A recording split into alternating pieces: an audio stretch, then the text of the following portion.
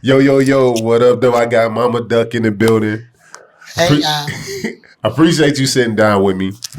Um, Definitely has been an inspiration to people abroad everywhere. And I thank you for sitting down and sharing your story and just opening up, saying to me and to my fans. And like we talked off camera, I want to approach this differently because, like I said, I'm trying to find God for myself.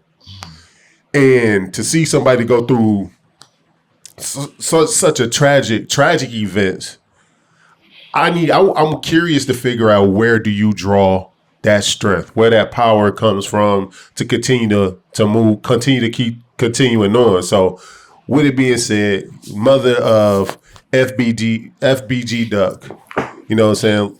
Chicago artist, man, music is crazy beyond life.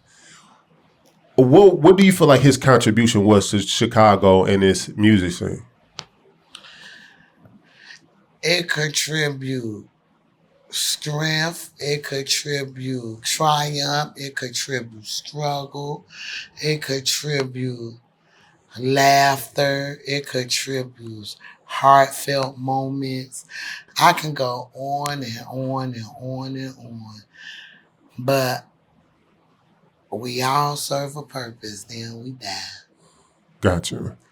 We serve a purpose, and maybe I didn't see it. I don't understand. Maybe God gave him to me for this purpose only.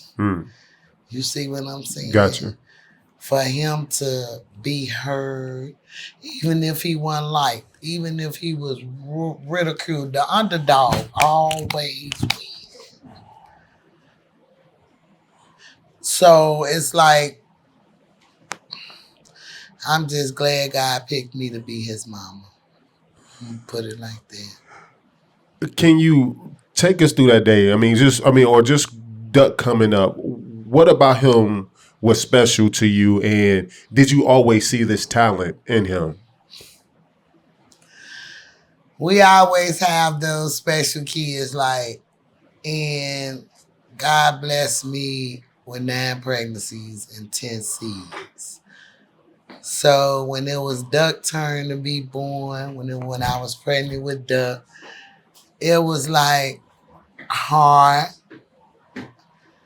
I was going through, but wasn't going through. I'm glad I had the type of grandmother that I had. And I've always been about music. I hear right now today my cousins never be telling me, so y'all don't remember Sheena at 3 and 2 in the mirror with a brush singing, thinking she was, because I grew up listening to R&B and we ain't had this rap shit when I was coming up. But when it came, it was the beat for me. It was always the beat. I would fall in love with the beat before I listen to your lyrics. That's how, if your beat get me, then I listen to your lyrics. Gotcha. But Duck, a lot of people don't know, that's where I got his name from. I watched the 5 Heartbeats my whole pregnancy. Gotcha.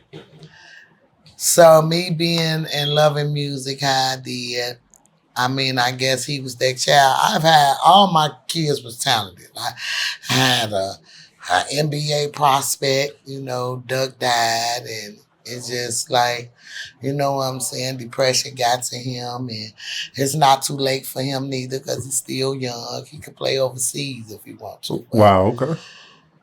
And I have an entrepreneur. See, Britt graduated out of high school, even though he got his GED.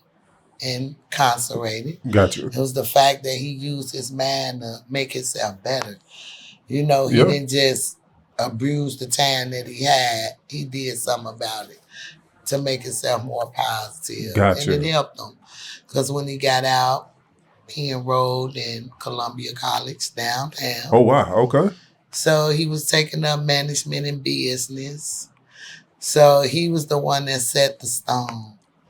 But Duck per se. From the moment he started walking, he always walked on his toes. And I used to be so mad, like, get off your toes, you know, because I'm like, why you walking like you got heels on? And my granny used to be like, be quiet, girl, you going to be a singer or a dancer. My sister just told me downtown right now in the CHA building, they got brick picture and my twin little brother when they was 6 and 7 years old posted, like, because this book called All America Okay. was written about the baby Eric Morse in 1994. He was dropped out of the 4 window in the Ida B. Wells. Wow. I don't know if you ever heard about Never it. heard of that. Look it up. It's called All America by David Assay. And it's everywhere. All the books that won bestsellers, but they were actually the photographer for that. She actually took pictures of them. So it was always, they was going to be something, some type of entertainers or, you know, Duck scene. Chris Brown came out. You couldn't tell that boy he wasn't. He would get the waves in his hair. He would have the G-Unit tank tops and the baggy pants and the big hats. And when I heard him sing when he was 8 years old and he was sitting behind me, and there was a note that came out his mouth that literally made me pull my car over because I was crying. And I looked back at him and I say, did that just come out your mouth? And he stuck his finger like this. He's like, yup, mama. So it was like, it clicked on me then.